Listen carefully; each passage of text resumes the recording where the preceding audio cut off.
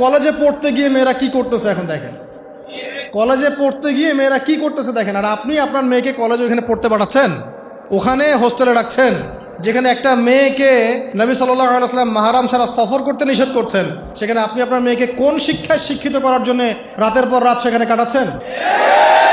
আর তারা নিজেরাই বলছে যে মেয়েদেরকে ফোর্সফুলি যৌন কাজে বাধ্য করা হচ্ছে। মানে ইজ্জত চলে যায়, যাক ভাই আমার সার্টিফিকেট চাই, মানে বিষয়টার নাকি ইজ্জত যাক, কতজন আমার সাথে কি করে করুক, বাট আমার একটা সার্টিফিকেট চাই, একটা অনার্সের একটা মাস্টার্সের সার্টিফিকেট চাই। এটা দিয়ে আমি বিসিএস ক্যাডার হব, এটা দিয়ে আমি প্রাইমারি স্কুলের টিচার হব, এটা দিয়ে আমি জাতি গঠন করবো নাকি। পরে এরাই তো আপনার ঘরে বউ হিসেবে আসবে, মানে আপনার কি অবস্থা হবে চিন্তা করেন এখন। তা আমরা আসলে ভাই কোথায় আছি এখন? আল্লাহ পাক আমাদেরকে বোধোদয় দান করুক, দোয়া করি। তবে একটা হাদিস না বললে আমি এখান থেকে সরতে পারতেছি না। এই কথাই নবী সাল্লাল্লাহু আলাইহি ওয়াসাল্লাম বলেছেন, হুবাহু এই কথাই, একদম এটাই, যে ফিতনা ধেয়ে আসছে, লা ইলাহা ইল্লাল্লাহ, ফিতনা ধেয়ে আসছে। তার স্ত্রী জাইনাব বিনতে জাহাশ তিনি বলছেন, ইয়া রাসূলুল্লাহ সাল্লাল্লাহু আলাইহি ওয়াসাল্লাম, আনুহলিকু ওয়া ফিনা সালিহুন, আমাদের মধ্যে সৎ মানুষগুলো থাকা সত্ত্বেও কি আমরা ধ্বংস হয়ে যাব? সুন্দর প্রশ্ন না? নবীজি বলছেন, নাম, তোমরা ধ্বংস হয়ে যাবে। ইদা কাসুরাতুল খাবাস, যখন এরকম নগ্নতা, বেহায়াপনা, অশ্লীলতা ছড়িয়ে পড়বে, তখন সৎ অসৎ, আলেম জালেম সব ধ্বংস হয়ে যাবে। আল্লাহ পাকের গজব সময়ের ব্যাপার মাত্র।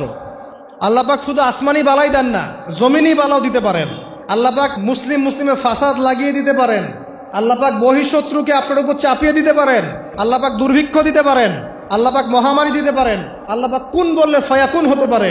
সে আল্লাহকে ভুলে গিয়ে এইসব প্রগতিশীলতার নামে যখন নগ্নতার চর্চা হচ্ছে, অশ্লীলতার চর্চা হচ্ছে, আর আমরা এগুলো সব মুখ বুঝে সহ্য করছি, মাদক, পর্ন, জেনা, ব্যভিচার সব চলছে চোখের সামনে, আমরা কিচ্ছু বলার নাই, সুদ ঘুষ সব চলছে।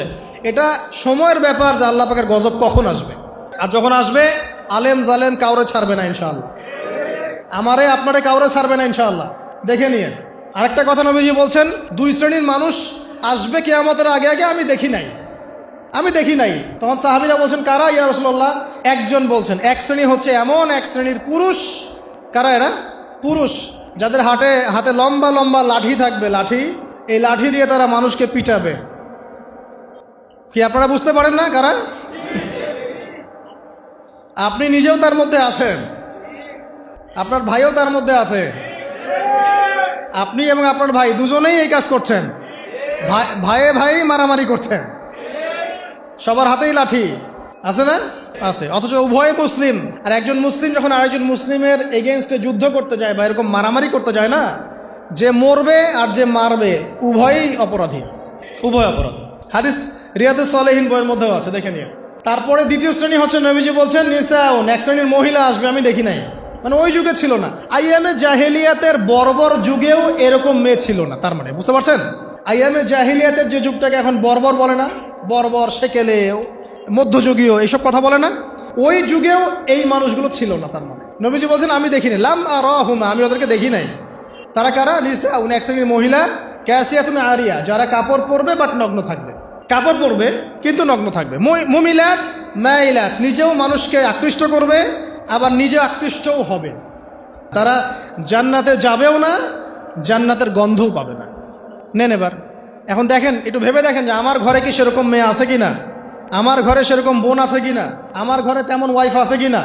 এখন যদি আপনি আল্লাহ এবং তার রাসূলকে সর্বোচ্চ অগ্রাধিকার দেন, আল্লাহর ওয়াস্তে ওদেরকে ঠান্ডা মাথায় বোঝানোর চেষ্টা করেন, বোঝান যে তাদের ফাংশনটা কি, দুনিয়াতে ওদের ফাংশন কি, দুনিয়াতে মেয়েদের ফাংশনটা কি, একটা পরিবারে একটা মেয়ের ফাংশন কি, স্বামী স্ত্রীর সম্পর্কের মধ্যে মেয়ের ভূমিকা কি, স্ত্রীর ভূমিকা কি, এগুলোকে বুঝান।